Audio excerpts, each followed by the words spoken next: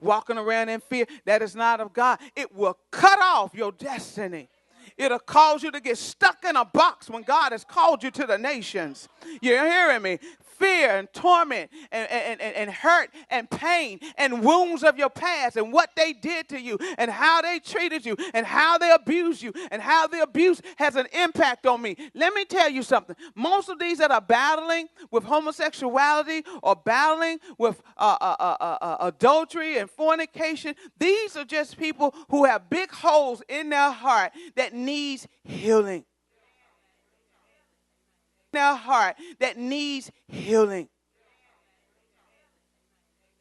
Drugs and alcohol abuse. These are people that have holes in their heart that need healing.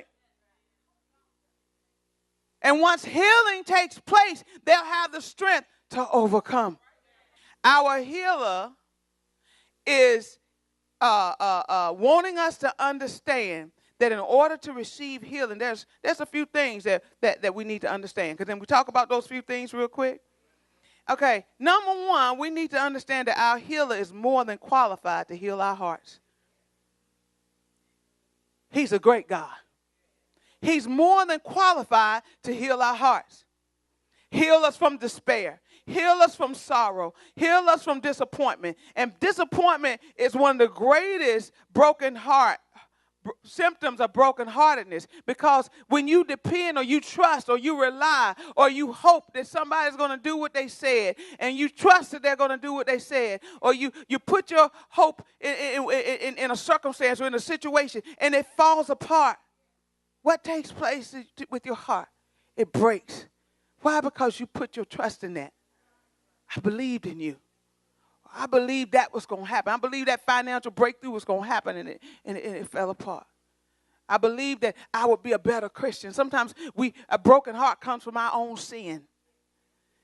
Sometimes we break our own heart. We break our own heart, and that's the worst broken heart. Because how do you mend what you did to yourself? Do you know forgiveness is not easy, but it's even easier to forgive others than it is to forgive yourself. Because within your heart, you know you should have known better. You should have did better. So you abuse yourself. But God knows that man is flesh. And every time now when I don't live up to what I know God has called me to do, it pushes me closer.